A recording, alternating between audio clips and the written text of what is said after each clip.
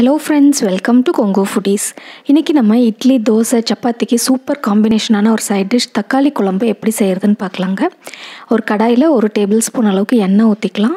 எண்ணெய் காஞ்சதுமே 1 table spoon சீரகம், 1/2 table spoon குருமிளகு, 1 table spoon அரிசி, கூடவே கொஞ்சமாக கருவேப்பிலை, 3 காஞ்ச மிளகாய் உங்கள் காரத்துக்கு தகுந்த மாதிரி போட்டுக்கோங்க, 2 பட்டை, 4 கிராம்பு, 1/2 டேபிள் ஸ்பூன் சோம்பு, 1/2 டேபிள் ஸ்பூன் கசகசா. இது எல்லாத்தையுமே போட்டு நல்லா வறுத்துடலாங்க. ஒரு நிமிஷத்துக்கு சிம்மில் வச்சு வறுத்துக்கலாம்.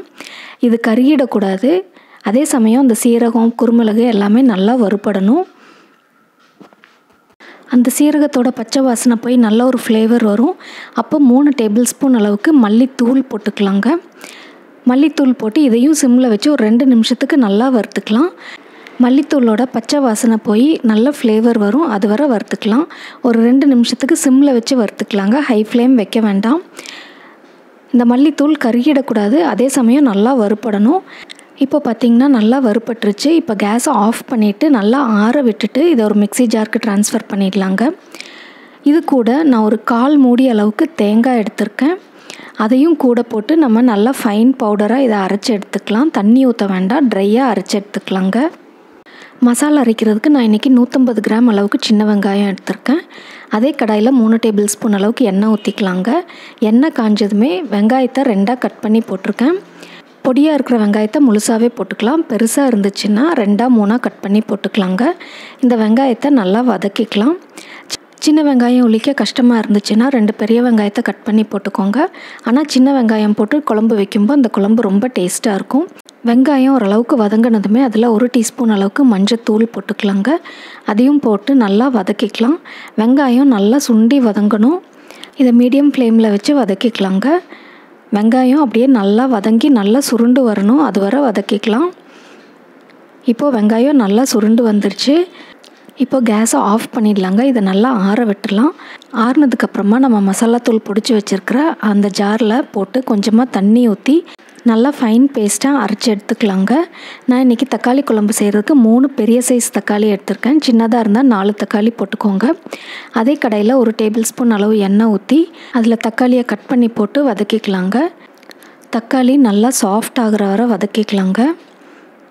ரொம்ப வேக வேண்டியதில் தக்காளி நல்லா சாஃப்டானால் போதும்.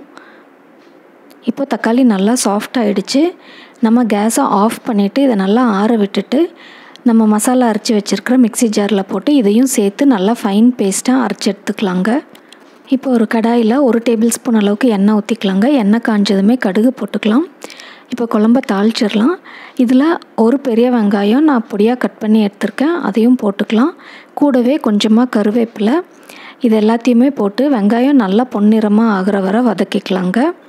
இப்போது வெங்காயம் பொன்னிறமாக வதங்கிடுச்சு. இப்போ இதில் இந்த குழம்புக்கு தேவையான அளவு உப்பு போட்டுக்கலாம். நான் 1.5 ஸ்பூன் அளவுக்கு உப்பு போடுறேன். இதை நல்லா கலந்து கொடுத்துட்டு இதில் நம்ம அரைச்சி வச்சுருக்கிற மசாலா ஊற்றிடலாங்க.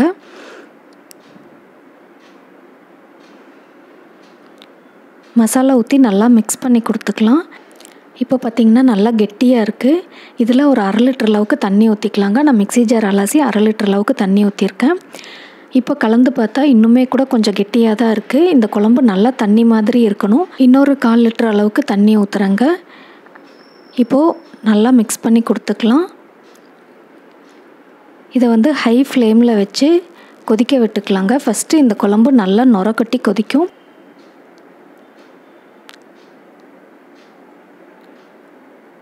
இப்போது நுரையெல்லாம் அடங்கி நல்லா கொதிக்க ஆரம்பிச்சிருச்சுங்க. இந்த மாதிரி நல்லா கொதிக்க ஆரம்பித்ததுக்கு அப்புறமா உப்பு காரம் செக் பண்ணிக்கோங்க. உப்பு காரம் பத்தலைன்னா போட்டுக்கோங்க.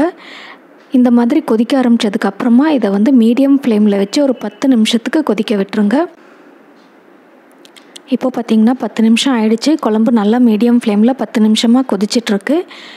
குழம்போட கன்சிஸ்டன்சியும் கரெக்டாக இருக்குது. ஓரளவுக்கு கெட்டியாகிடுச்சு. நம்ம இப்போ கேஸை ஆஃப் பண்ணிடலாம். இந்த குழம்பு மட்டன் குழம்பு மாதிரி ரொம்ப டேஸ்ட்டாக இருக்குங்க. இது இட்லி, தோசை, சப்பாத்திக்கு ரொம்ப சூப்பராக இருக்கும். இதை செஞ்சு பாருங்கள். செஞ்சு பார்த்துட்டு உங்களோட சஜஷன்ஸ் சொல்லுங்கள்.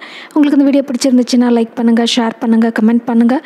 மறக்காமல் கொங்கு ஃபுடீஸ்க்கு சப்ஸ்கிரைப் பண்ணுங்கள். கூட பக்கத்தில் இருக்க பெல் ஐக்கானையும் ப்ரெஸ் பண்ணுங்கள். உடனுக்குடன் நோட்டிஃபிகேஷன்ஸ் கிடைக்கும். தேங்க்யூ.